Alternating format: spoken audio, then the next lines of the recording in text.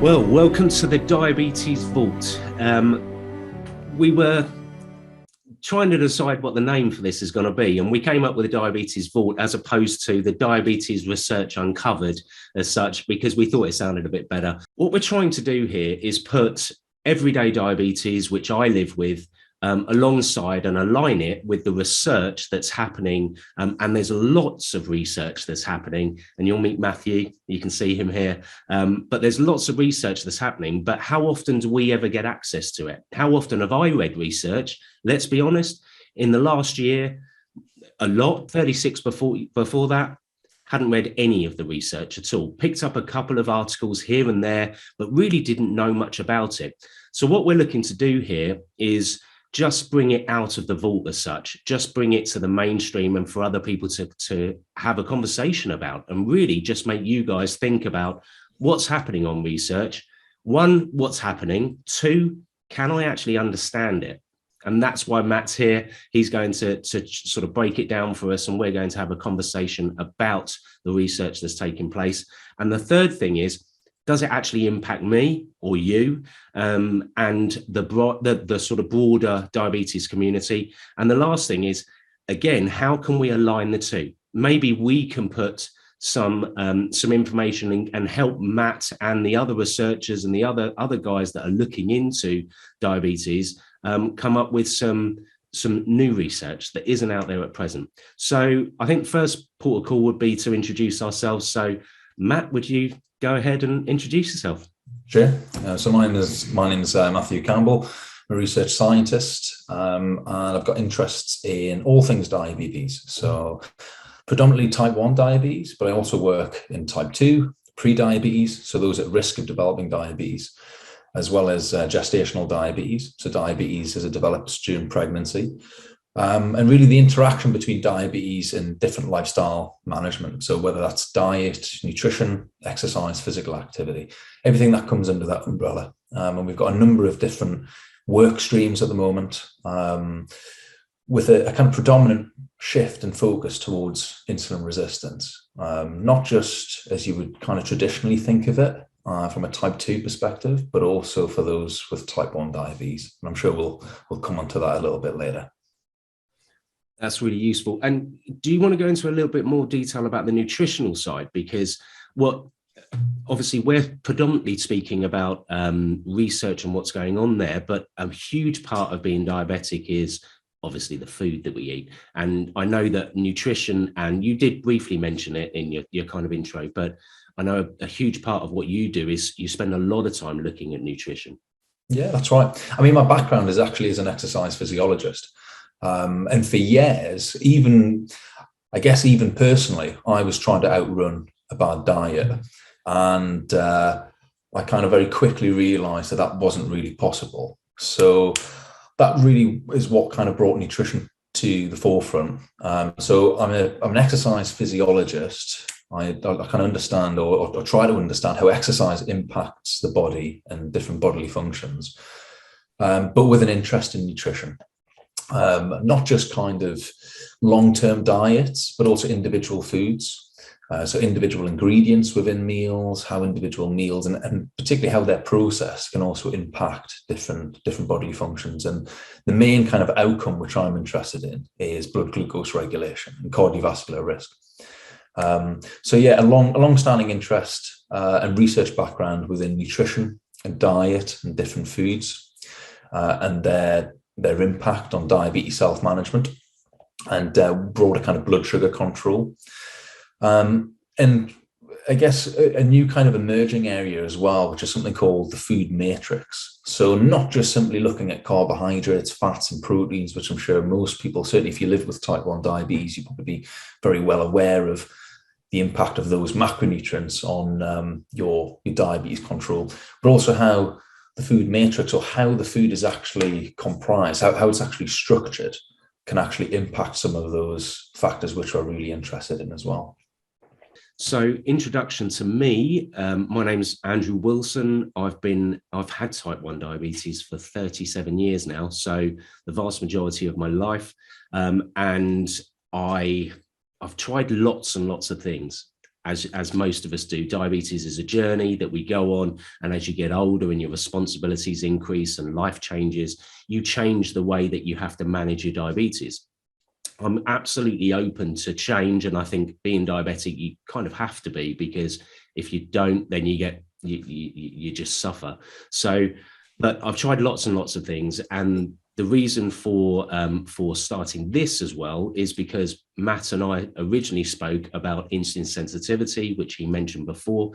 And it's something that I'm really interested in, because I transitioned from a standard Western diet, and I did that for about 29 years, as most people do, just put up with the highs and the lows and dealt with it almost. I used to call it bounce back ability when I was young. It's a kind of a footballing term. And then I then transitioned to a ketogenic diet. And the reason was I'm an accountant. So my life is spent dealing with numbers. And in my mind, the ketogenic diet kind of made sense, because if you reduce the amount of carbs that you take, you reduce that variability.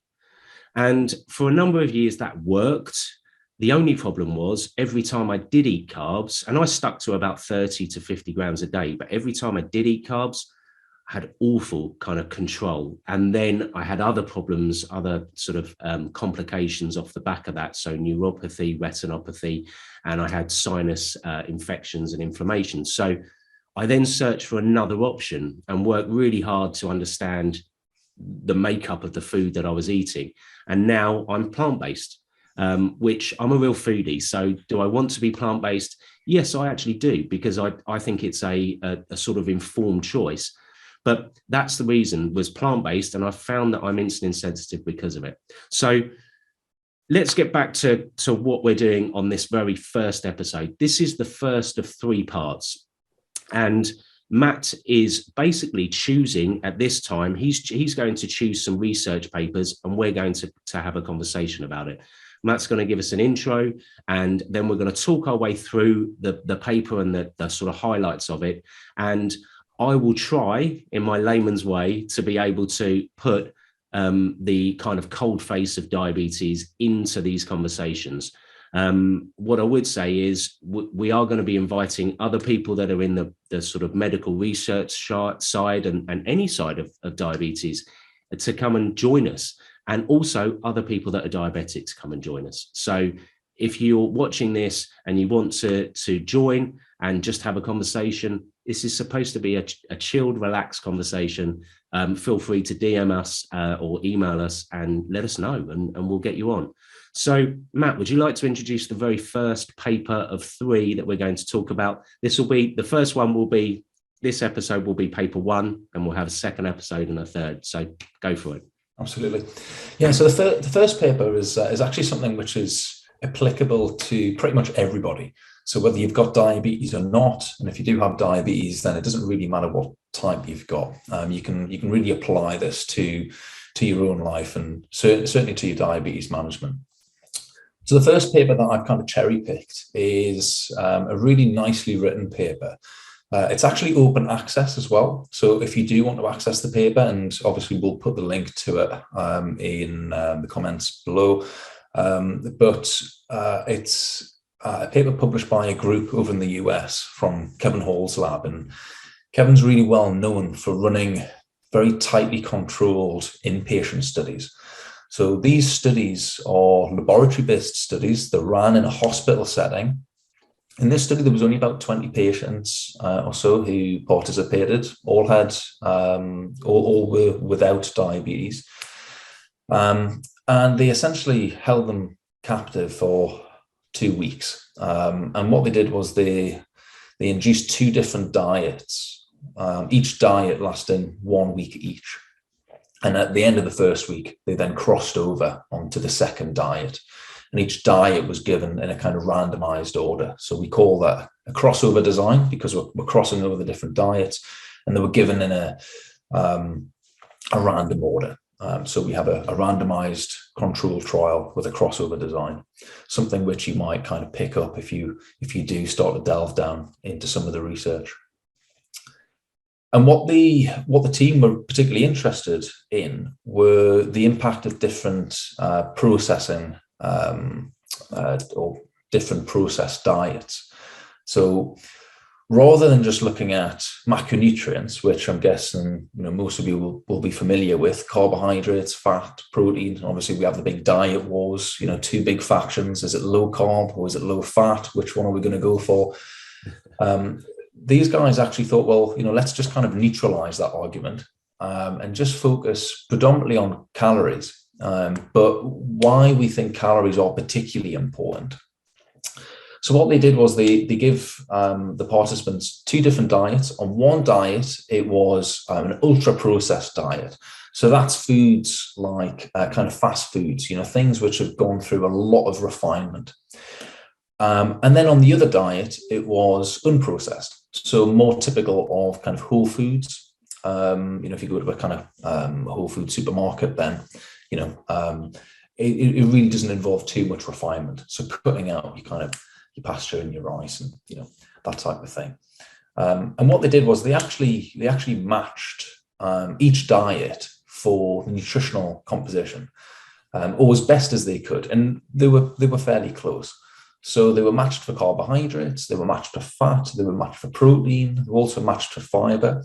There were some discrete differences between the two diets because obviously the foods are going to be coming from different sources. They've obviously been prepared differently.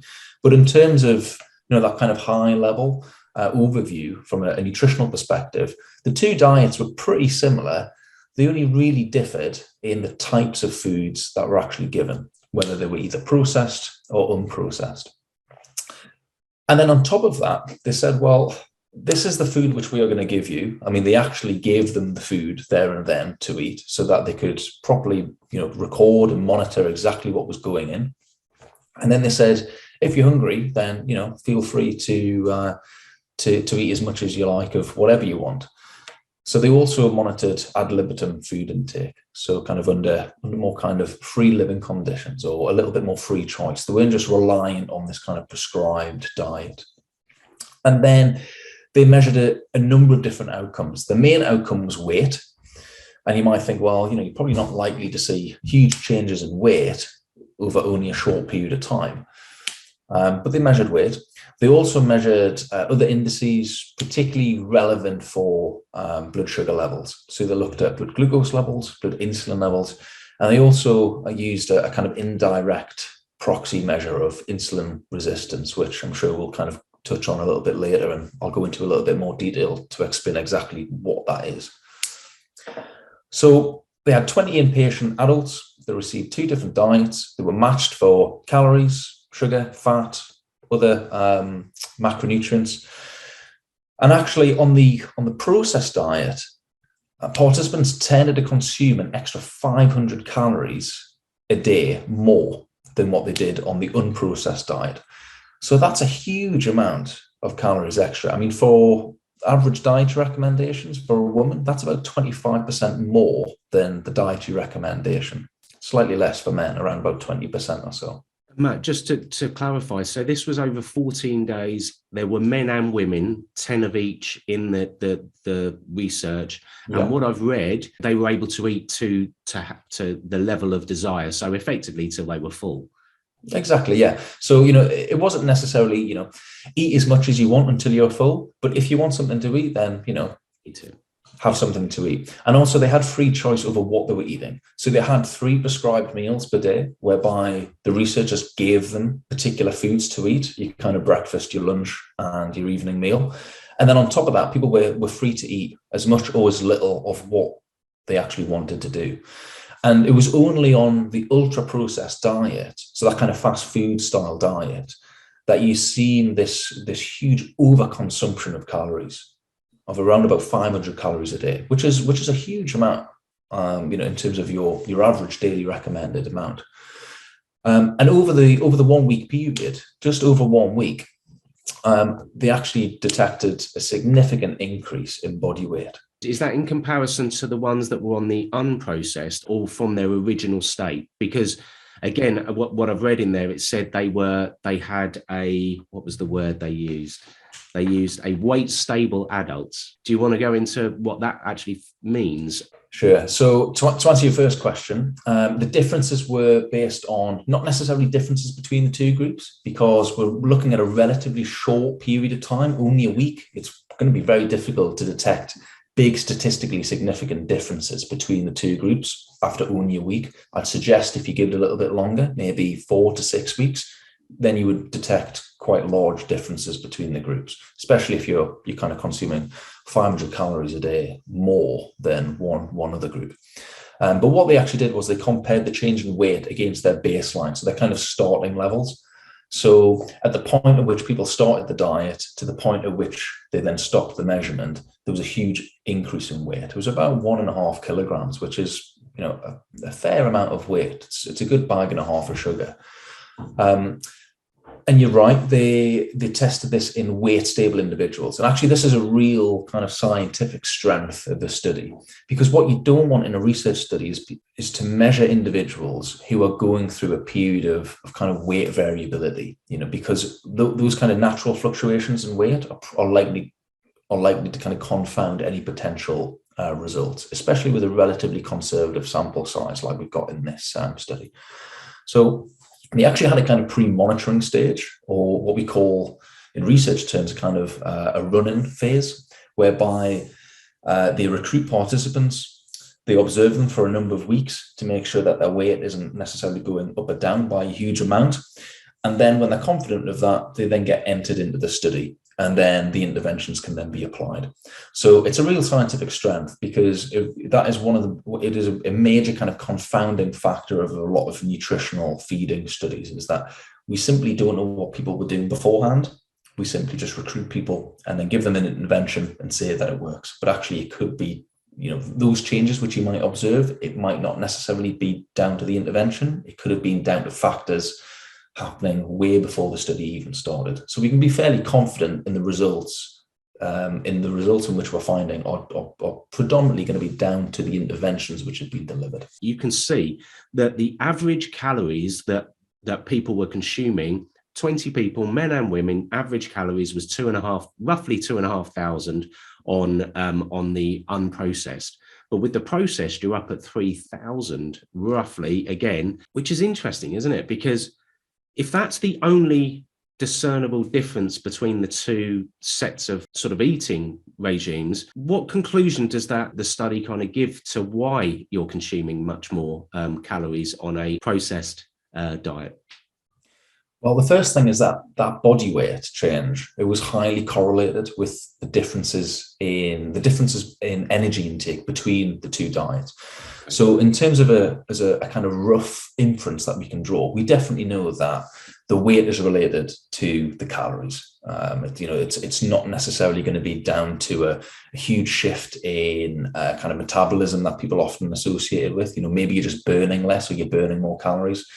That's not necessarily what we saw here. It's simply energy intake here. In terms of some of the reasons for that, well, they also measured a number of other outcomes. So one of them was appetite. And you can measure appetite in a number of different ways. The first one is subjective, so it's relatively simple. You just ask someone how full they are. You can actually do it on what's called a like-it scale. So it's essentially you just ask people to mark on a scale from one end to the other, kind of diametrically opposed. Are you as hungry as you've ever been, or are you as full as you've ever been? And you can kind of ask people what they think about that. And that's a fairly regularly used tool within nutritional research. It's fairly reliable. But we can also measure directly and objectively measure appetite, specifically appetite hormones. And this is exactly what the researchers did. So when we eat a meal, the food is processed, it goes through the gastrointestinal tract, and that stimulates the release of different appetite hormones. Some tell our brain that we are full, some tell our brain that we are hungry. And these levels of hormones actually differ in different individuals as well, particularly if you're overweight or if you have diabetes. Then some of the appetite hormones released after a meal can actually be slightly different. But essentially, what we saw was that the appetite suppressing hormones, so the hormones which make you feel full, they actually increased during the unprocessed diet as compared to the ultra-processed diet. And also the hunger hormone, ghrelin.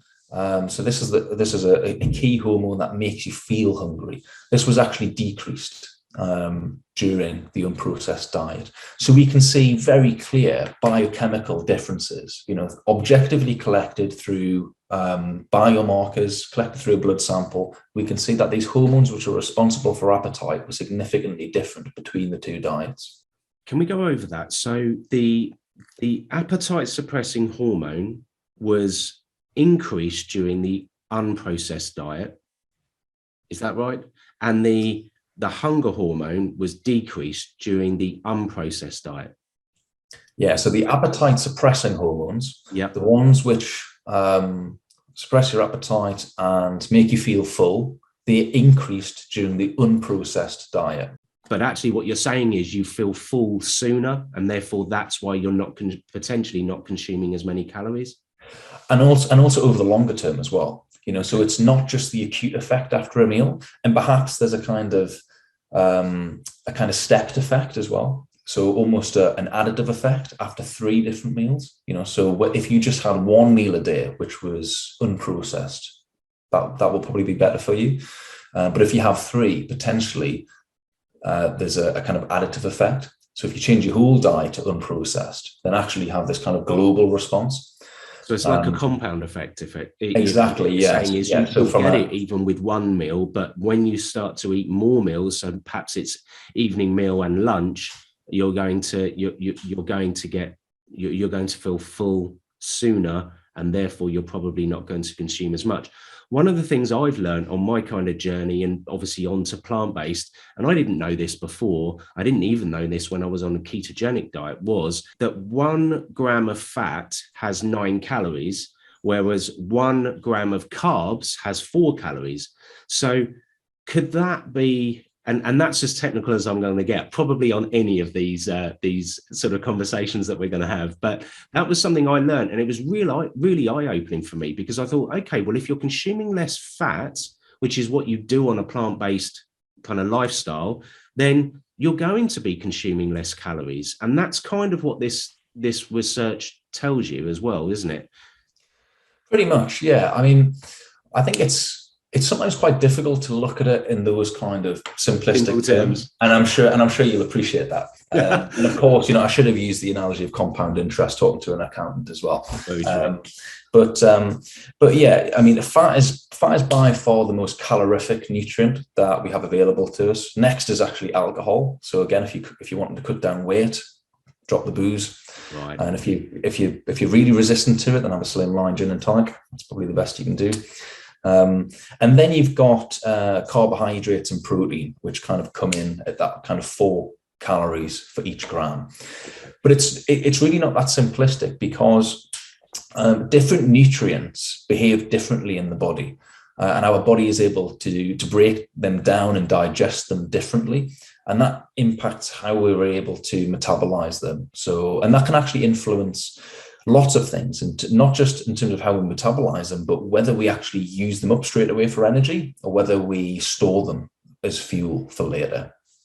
And for example, if you have a large amount of fat, it actually tends to delay gastric emptying, which is a fancy word for the rate at which the contents of the stomach is emptied. If you're able to hold on to foods in the stomach for a longer period of time, that then delays the rate at which those nutrients can pass through the rest of the GI tract and then can be absorbed into the circulation. And then the body then has kind of free rein. The body can then decide what tissues those nutrients can kind of be sent to, whether they can be used straight away or stored. So although fat is very calorific, it does actually delay gastric emptying, and it can actually make you feel slightly fuller for longer. I think the issue is if you then couple fat with high sugar kind of has the opposite effect. You get it's really not very good at controlling your appetite. You tend to feel more hungry, very, very quickly if you have something really high in sugar. And I say sugar specifically and not carbohydrate. Yeah. So it's probably very important to kind of make that very clear differentiation. A sugar is a carbohydrate. All carbohydrates are made up of sugars. But when we talk about carbohydrates, what we're actually talking about is lots of sugars packaged together in long chains. And the longer the chains, the more complex that carbohydrate is. You might think of kind of starches, for example. And it takes a long time for those complex carbohydrates to be broken down. And again, that can also delay gastric emptying, because it's taken the stomach a longer time to actually break that down into the simple sugars, and then for those simple sugars to then be absorbed across the intestinal wall and then absorbed into the circulation, so that again the body can use them. So in short, yes, fat is very calorific, but it also delays gastric emptying. So you might actually see a slight suppression in your appetite immediately after a meal. But you don't necessarily tend to see a big effect later on. You tend to just have a very similar effect. The one protein which does have a big appetite suppressive effect is protein. It's been shown to directly stimulate some of these appetite hormones, which can make you feel fuller for longer. That's really interesting to know. Okay. So we've spoken about the weight and the calories, and I think we're clear on what's happening and why. Perhaps we'll do a conclusion at the end. But should we talk about blood glucose and what happened with the blood glucose on this bit of research? Yeah, so they also measured fasting glucose. And remember, this is in people without diabetes. Yes. So it's not necessarily directly applicable to people with type 1, but definitely applicable to people with type 2. They measured fasting glucose and also fasting insulin levels. And they used the ratio between the two to get an indicator of insulin resistance. So I'll just park insulin resistance for a second, and I'll just focus on glucose and insulin levels. What they showed was that glucose levels were, or at least fasting glucose levels. So these are glucose levels when you kind of first wake up in the morning. They were actually lower, as well as insulin levels were actually lower, again, compared to baseline on the unprocessed diet. On the processed diet, there was no change. And again, you might think, well, why is there no change on that diet? I would, again, just put it down to the very short observation period of 1 week. If you extended that for a longer period of time, based on what we saw with the unprocessed diet, you'd imagine you'd see a difference between the two diets, with the change favoring the unprocessed diet. So although it wasn't necessarily definitive, we saw some very clear signals that on the unprocessed diet, it might actually have quite important implications for blood sugar management. It might help you control glucose levels better, and also insulin levels better. And the ratio between the two, we can kind of derive a bit of a proxy for insulin resistance, which I'm sure we'll come on to. So if we were to put this into layman's terms, the more processed, the more carbs, potentially the more fat in the foods than obviously the unprocessed. And anyone who's diabetic that tracks blood sugars and the rest of it will know that both carbs and fat have quite a significant effect on your blood sugars. So, but then there are plenty of carbs in unprocessed foods as well, aren't there?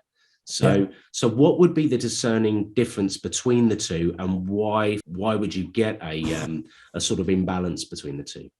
Well, again, the first thing kind of comes back to the extra calories. You're having an extra 500 calories a day, which is a big hit. I mean, that's pretty much an additional meal, every single day, which you're having on the ultra processed diet. So the first thing is that the body just has to be able to deal with those nutrients. You'd expect glucose and insulin levels to be higher because you've simply got more nutrients in the system. The other thing as well is that, as well as simply just having more nutrients in the body and the body having to actually deal with that, you also see some quite acute effects. So one of the interesting things was that even though people ate more on the ultra processed diet, there wasn't a big shift in their dietary intake in terms of the macronutrient composition. So they tended to eat the same quantity or the same kind of ratio between carbohydrates, fats, and proteins. That didn't really significantly change. And also they tended to come from more processed sources. But it's not just the kind of the big influx of calories, it's also the composition. So if you remember back to when I was talking about carbohydrates, and carbohydrates being lots of simple sugars added together or connected together in big long chains, if you have an unprocessed, a kind of whole foods diet, they typically are very complex. Yeah. So they're quite difficult for the body to break down. It takes the body a long time, and then the nutrients which are being released can be released slowly over a much gradual period of time. So the body's in a much better position to be able to deal with that. It's not just one big hit of calories all in one go. If you're having a more kind of ultra processed diet, then actually they tend to be in much simpler form. So again, it tends to be much more refined carbohydrates or simple sugars. So not only are you getting kind of, even if you give an extra 500 calories on each diet, if you give the 500 calories in the ultra processed form, the body pretty much has to deal with all of those calories straight away, certainly within a kind of 60 to 90 minute period, which is quite a big ask. Whereas on a kind of unprocessed diet, well, the body might take 3, 4, 5 hours to kind of digest and kind of, manage this kind of influx of energy. So it doesn't necessarily necessitate a huge big spike in insulin to be able to manage carbohydrates. You're not necessarily getting that big kind of sugar rush, that big increase in glucose with an unprocessed diet. That explains it. Yeah, thank you. Let's talk about insulin resistance then. So insulin resistance is extremely important. It's a key driver to a lot of the symptoms of diabetes. So whether it's high glucose levels, whether it's glucose variability, so the kind of yo-yoing between high and low, whether it's weight gain, the complications associated with diabetes. A lot of our research has shown that it plays a very central role in driving a lot of those symptoms. But it might not necessarily be something that a lot of people have come across. It's very infrequently talked about. Essentially, it can be summed up as a loss in the responsiveness of the body to the effects of insulin. So if you imagine, if you digest a meal, that meal then gets broken down, the nutrients are absorbed into the circulation. How does the body then process those nutrients, and particularly carbohydrates? Well, there's a hormone which is important, which is insulin, and insulin it actually does two actions. One, it facilitates the entry of carbohydrates into different tissues so that it can either be stored or that it can be metabolized. And it also directly suppresses the release of stored carbohydrate from different tissues. So it really helps to keep blood sugar levels in check by preventing glucose from entering the circulation and also by extracting it out of the circulation. When the body develops insulin resistance, we're actually starting to lose our responsiveness to the effects of it. So insulin becomes less potent. In non-diabetic individuals, when you become insulin resistant, particularly in non-type 1 diabetes, then the body will produce more insulin to try and overcompensate. And over the long term, we know that that's not very good. A high level of insulin can predispose to developing type 2 diabetes and can actually overwork the cells which are responsible for producing insulin. And that's where you can then have a kind of overt diagnosis of type 2 diabetes. But we also see it in type 1 diabetes as well. It's not necessarily affecting the pancreas, but the tissues which are exposed to high levels of insulin become desensitized to it. So they become less effective at either suppressing the release of glucose into the circulation, or they become less effective at extracting glucose from the circulation. So you get a much higher level of glucose throughout the day. So that's insulin resistance, possibly in a little bit of a kind of technical terminology. No, that's really useful, because if people are watching this, believe me, it took years for me to even come across the term insulin resistance or insulin sensitivity. It's spoken about, but with very little authority, very little real knowledge. So hopefully, if you're going to take anything away from this, you'll take away what the terminology is and how insulin resistance is actually understood. I think that's really important. Just out of interest, have you actually come across the term insulin resistance in clinic? Has a diabetes health professional ever spoken about insulin resistance or tried to communicate that to you before? No, never, because we speak about carbs and we speak about blood sugars.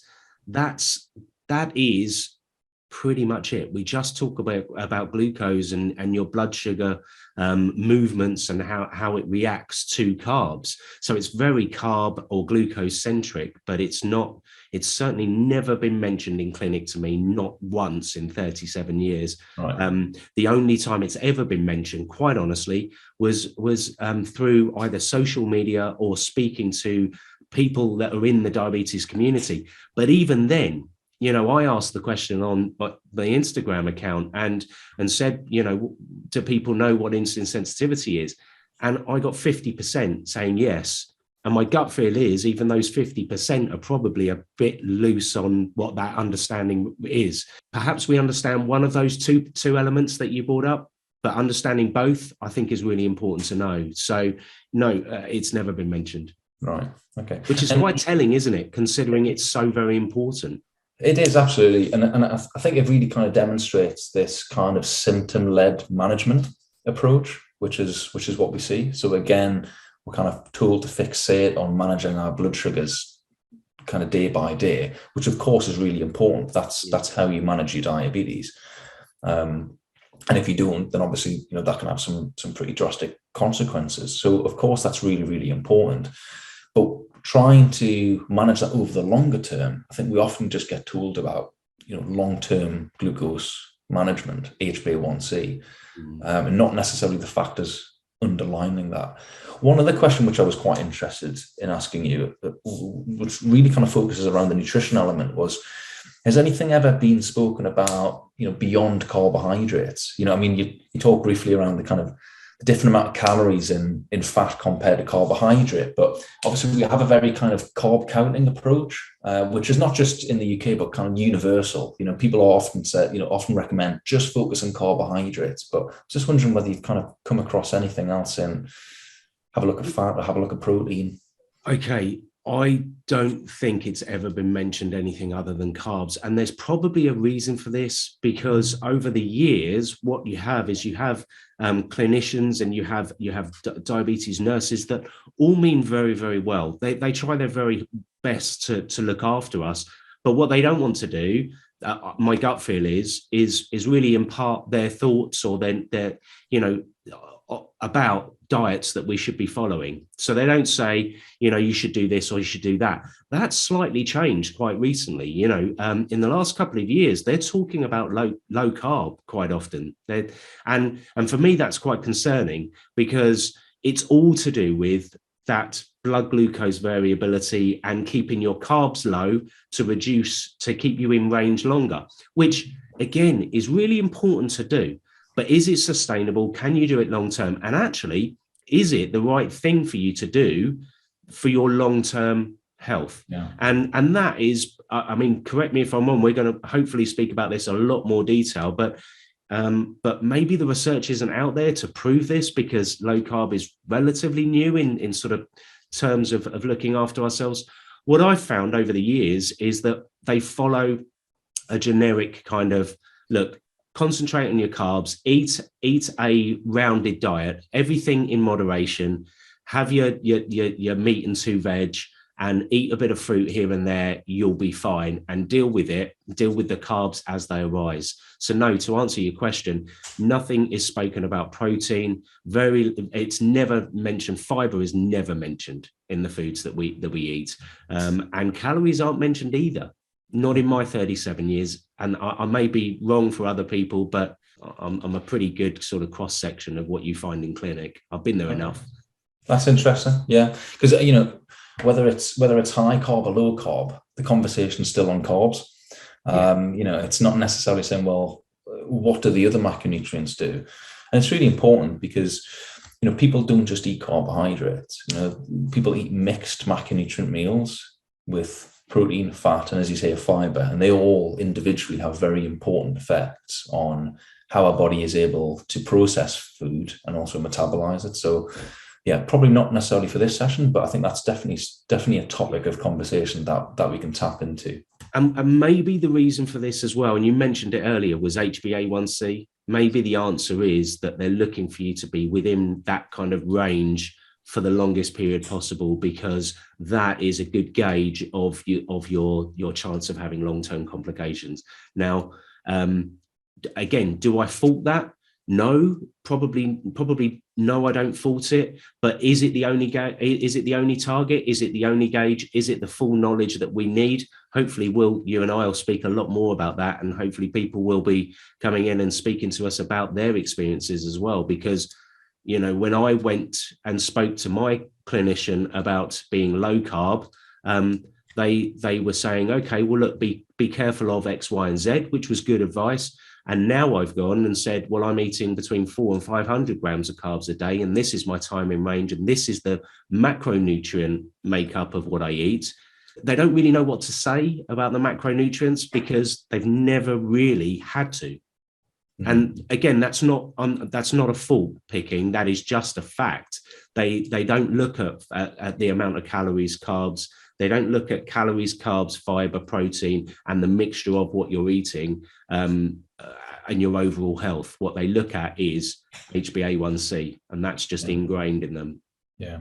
I mean, obviously the evidence is really strong for HbA1c. You know, we know that it's related to the risk of developing complications, and that's why it's one of the main kind of targets that clinicians try to work to. But from my perspective, that's very much a clinical treatment target. That's something for clinicians to try and manage. You know, if you ask someone with diabetes, as with you know, how do you manage your diabetes? You know, you probably don't think about your HbA1c every day, unless you're particularly worried about it. No. But in terms of managing your diabetes, how do you change a number which changes every 3 months, you know, or doesn't change until kind of, you know, 8 to 12 weeks? So it's about managing the day to day and looking at the factors which drive those day-to-day changes.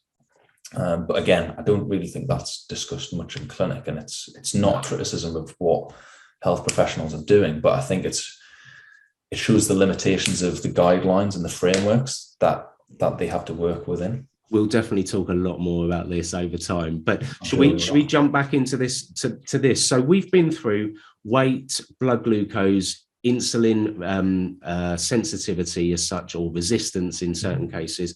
Should we do an overview, or would you very kindly do an overview of the sort of takeaways from this bit of research? Yeah.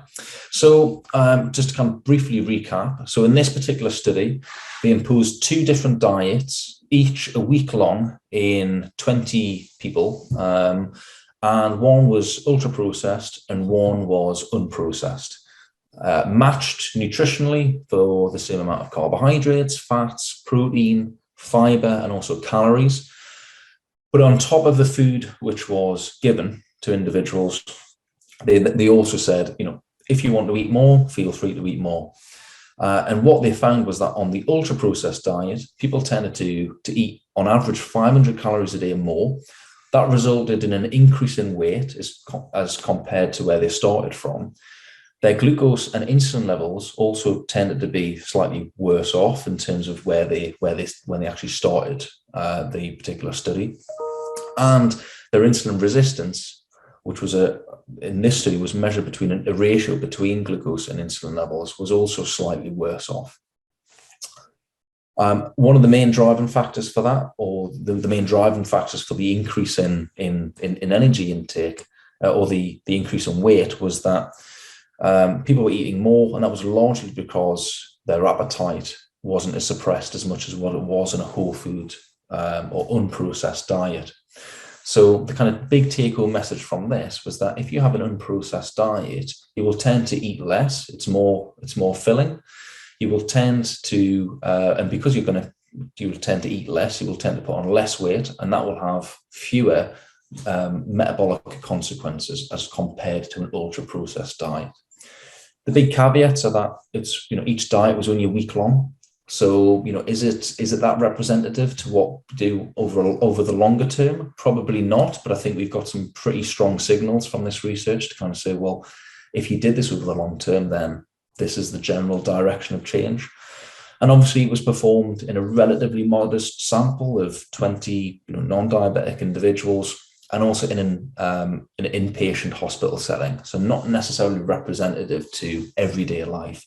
And other aspects of their lifestyle were also kind of controlled and managed, such as physical activity and exercise.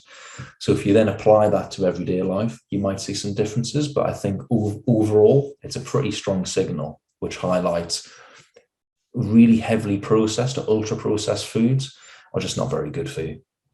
It's interesting, isn't it? Because we're seeing more and more about plant-based. I'm not just saying that because I am, but we're seeing, there's so much in social media about it. There's so much on the television, and there's lots and lots of different types of food that are promoting this now. The takeaways from this for me, again, as a layman, were in simple terms, eating to the desired amount that you want to, but on a processed was you consume more calories and therefore you are more inclined to put on weight. Eating more to a desired level on unprocessed foods, you eat less calories and therefore are more inclined to actually lose weight, which is what I found when I went plant-based.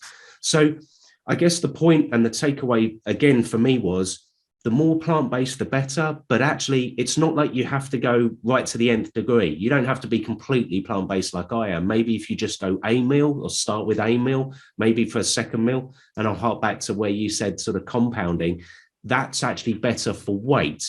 And that's excluding everything to do with insulin resistance. What I thought I'd do, if it's okay, is can I just read the conclusion? Because it really kind of hit home for me. And you've been over it, but it just...